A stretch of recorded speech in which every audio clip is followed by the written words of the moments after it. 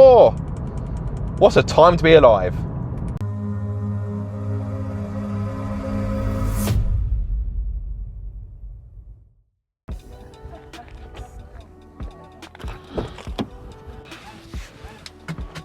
Hello guys, welcome back to Car Obsession and welcome to another point of view review.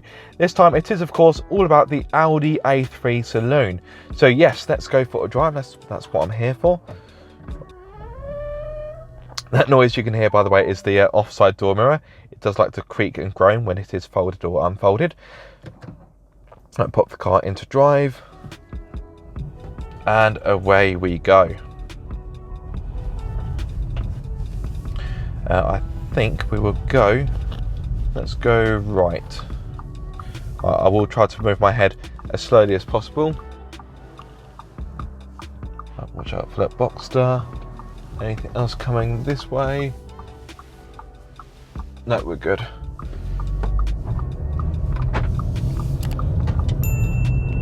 So yes, here we go. The brand new Audi A3 Saloon. So under the bonnet I have a 1.5 litre turbocharged 4-cylinder petrol engine which offers 150 horsepower along with 250 newton meters of torque. If you prefer that in pound-feet, I will of course drop a subtitle below. In regard to performance, it will hit 62 miles per hour in 8.4 seconds and the top speed is 144 miles per hour. Now on paper this car may seem a little bit slow, but in real life it is pretty responsive. Let's overtake the cyclists. Oh, that's the Audi Presence. Thinking I'm about to mow those cyclists down. I would never dream of doing that. Anyway, yes, this engine may seem a little bit slow on paper, but in reality it is pretty punchy and pretty responsive. There is a very good reason for this. That's because this engine, oh that's nice, that's an 812 Superfast if I'm not mistaken. This engine makes use of a 48 volt mild hybrid system.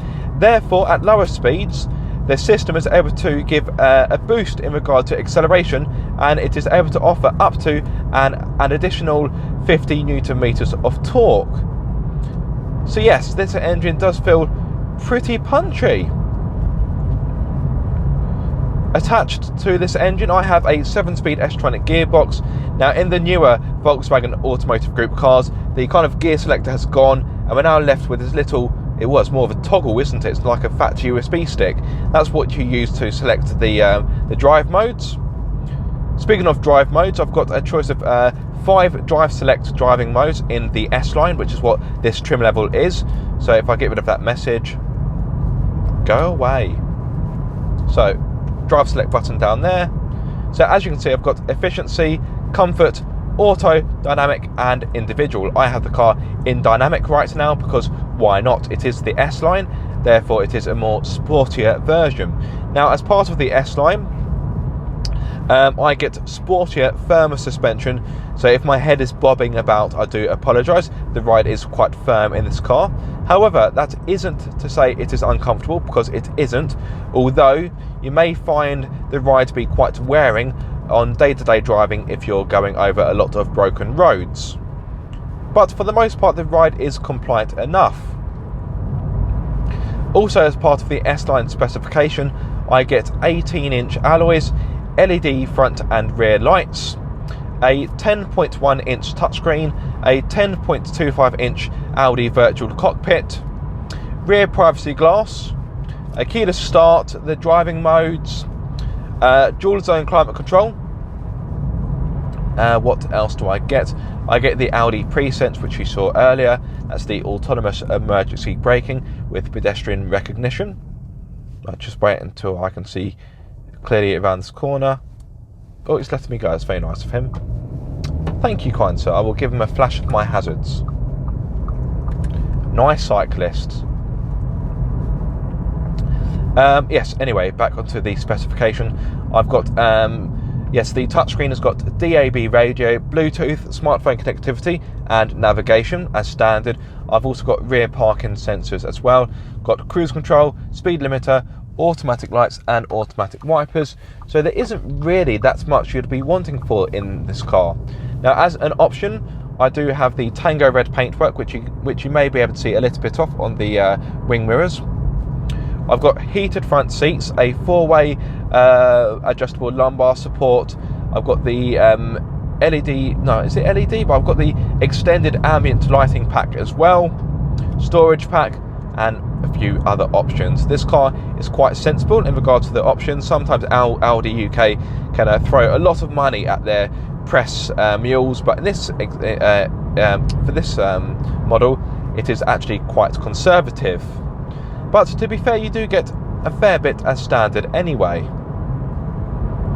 Now, as I mentioned, this is the S-Line, so you do get the firmer, sportier suspension. The ride height has been dropped by 15mm. That does of course mean for better handling. The A3 Saloon S-Line, it handles really well actually. I wouldn't go quite so far to call it fun, but it is confident, it's inspiring, it is sure-footed, competent, efficient, and overall very solid. The steering has got a good weight to it, particularly when you have it in dynamic, and it is responsive. The grip from the Bridgestone to round your tyres is good as well. There's not much in the way of body lean, and the car just follows your steering inputs really diligently. So this bodes well for the Audi S3 and RS3. The brakes perform well as well. There's a good amount of bite, and the pedal has got good feedback. So from a handling perspective, there's very little I would pick out that I don't like. Overall, it is very positive. I enjoy threading this car through the corners, and you can really hustle it down a B road. Yeah, the handling is most definitely impressive. Now, I've touched upon the performance and the handling. What about the fuel economy? So on a combined run, Audi states that you can get up to 47.9 mpg, and as you may be able to see if I just lean forward a little bit, hopefully you can see I'm currently doing, well, this is my long-term memory, 47.4 mpg, which is achingly close to the official figure. In regard to CO2 emissions, this engine emits 134 grams per kilometre of CO2. So for the first year of VED, I will drop the price you will need to pay below, and I will also pop the BIK rating in case you want to know that as well. Oh, so good in the corners. The grip is fantastic, it really is. I thought this car would feel quite numb in the corners, a little bit too clinical, but it is in fact pretty enjoyable. Even better when you consider this is front wheel drive. This hasn't got the Audi Quattro system. So the S3 and the RS3 must really stick on in the corners like anything. Great stuff.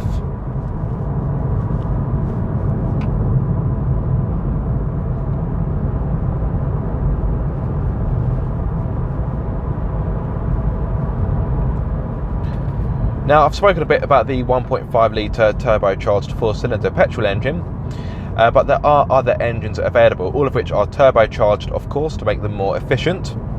So you can either have another petrol engine, which is a 1 litre, which I believe offers 110 horsepower, but I may need to correct myself with a subtitle, or you have a 2 litre diesel, which comes in 2 flavours, the most powerful of which is 150 horsepower, or the less powerful one, I believe, is 116 horsepower. But again, I may need to correct myself with a subtitle. Now, it is worth noting, if you go for the lower powered engines, you get a torsion rear beam for the suspension, but if you go for the more powerful engines, you do get a multi-link rear suspension setup.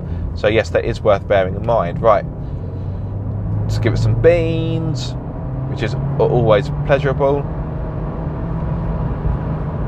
Now, let's touch upon refinement. The road noise from the 18-inch alloys is quite high. It is audible to the point where I do feel like I need to raise my voice a little bit in order to speak to you.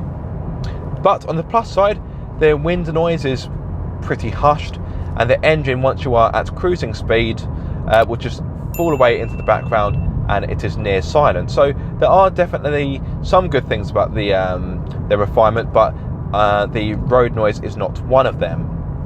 So if you do want to drive this on a longer distance, you may find this car to be a little bit wearing because of the firm ride and also the road noise.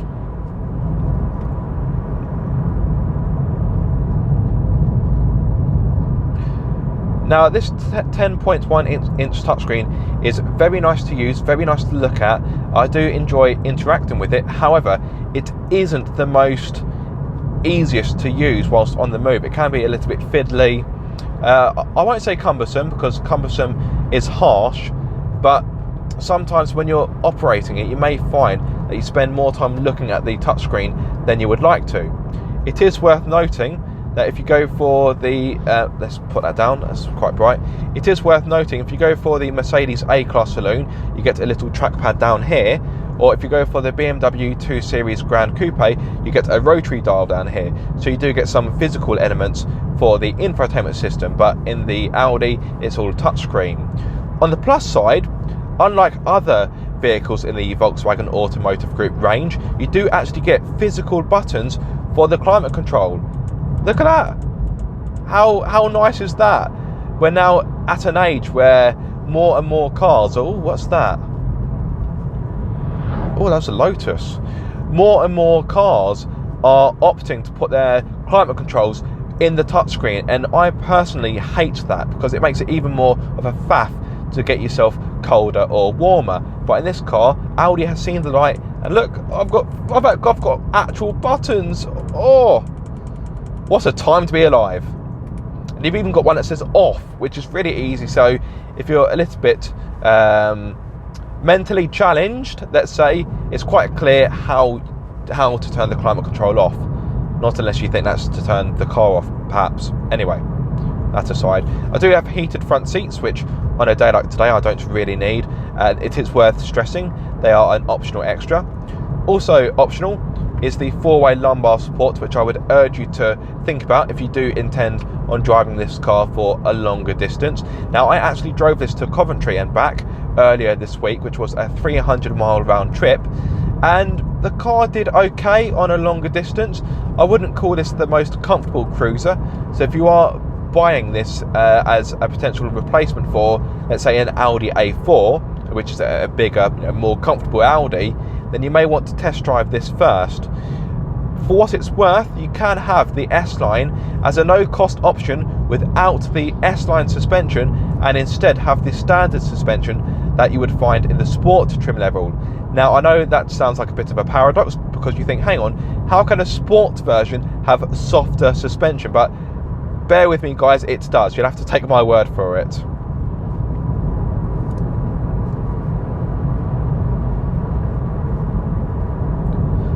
I've got a good amount of safety systems, such as the Audi Presense, which, as I mentioned, is the autonomous emergency braking. I've also got lane departure warning, so once I'm on a straighter piece of road, I will pretend I'm about to stray out my line, and hopefully it should bring me back in. It won't do now because this bit of road isn't quite straight. So let's turn off here. The road noise is most definitely pronounced.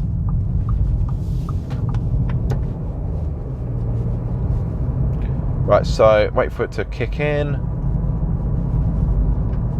No, not quite, so I'm not on a straight bit for. Oh, there we go, now it's kicked in. I'm just having fun enjoying these corners, in all honesty. Right, so wait for it to kick in. Come on, before the road kinks again. So, no, okay. Didn't quite work there because, admittedly, the road, the road markings aren't exactly the most concise down here. But let's try it again, give it another chance. It's not picked up the markings on that side. Oh, there goes the 812 Superfast again. Right, hopefully this time around. Oh, it's not kicked in. You'll have to take my word for it, guys. It does work, but on these kind of roads, particularly when you've got this kind of lighting, I think it's somewhat confusing the car a little bit, but it does work, and it does work well. Give it one more go. No, it can't read the lines, unfortunately.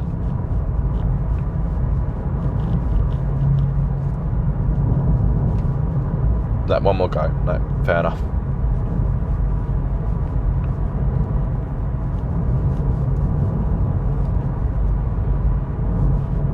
Now, if you're looking for me to speak about rear space or practicality or boot space, that won't be covered in this video. This is all about the point of view driving aspect of the car, but there will of course be a full review coming, so be sure to check it out. If you aren't subscribed, then please do so.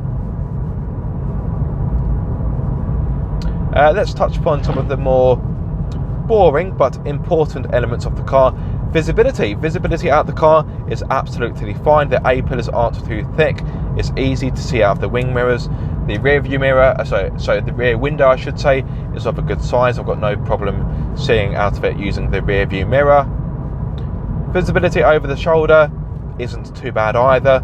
Obviously I'm not going to do it now because I'm going around the corner. Did you see that? The steering wheel move there? That wasn't me, that was the lane departure warning, so that does demonstrate it works. Wasn't the most effective use there, admittedly, but it does work.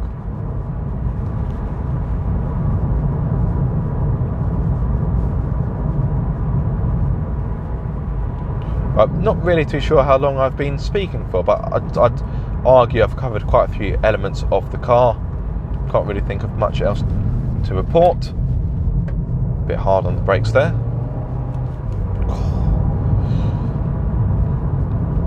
This car definitely feels like it's got more power than 150 horsepower. Such a punchy little thing. This engine is also able to shut down half of its cylinders to give you better fuel economy, and when you're coasting, because this has got the mild hybrid system, it is able to shut the engine off completely. I don't think I'm going to be able to get to that point down here. Let me pop it into efficiency. Oh, there we go, it's done it right now. Look, can you see the little green A on the left hand side there? So yeah, as it stands, the engine has been put to sleep. That sounds quite sinister. The engine has been put to sleep. It is no more, but obviously when you hit the accelerator, hello, it's back again. I don't think I've mentioned the Estronic Gearbox, have I? So you have 7-speed Estronic Gearbox. It performs well, it's quite slick, quite seamless, and I would argue it is more responsive compared to some other Audis I've had. Some other Audis, you kind of put your foot down and it takes a few moments to wake the S Tronic up. Don't get me wrong, in this car, when you initially kick down like so, there is a little bit of a pause, but it feels less than what it would be compared to the other Audis I have driven.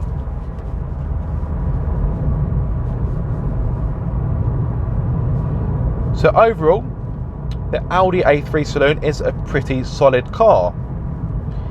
If you're looking to buy it for its kind of cruising capabilities, I think you may be disappointed, particularly if you are looking at the S-Line variant. But it comes with a good amount of kit. The engine is nice and refined, it's punchy. The overall car isn't the most refined, but I wouldn't say it's particularly raucous either. The rear space isn't fantastic, and the boot isn't as practical as the hatchback, of course. So, is this a worthy alternative to an Audi A4? Probably not. But if you're not too concerned about comfort, or oh hello, or another AC Cobra. Okay, that may be a replica, but there was a blue one that was behind me a little earlier. Again, that may have been a replica, but still, they're cool cars, replica or not. But yes, anyway, back to the A3. I think as long as you're not buying this car for long distance cruising, I think you should be okay. Oh, ice cream van. Oh, I wouldn't mind a 99 actually. Right, just avoid this bumps down here. Oh, yeah, I think if you're, I don't really think this is a proper worthy alternative for an A4. but it is a good car in its own right. And just look at that view to finish. Look at that, the beautiful and wondrous South Downs. What a place to be. Beautiful. I think that is a very good place in which to end this video. So yes, I do hope you have enjoyed it, guys. If so, be sure to like, comment and subscribe. If you are subscribed, don't forget to click the bell icon so you get notified every time I make a video. But until the next time, guys, be sure to keep up the car obsession.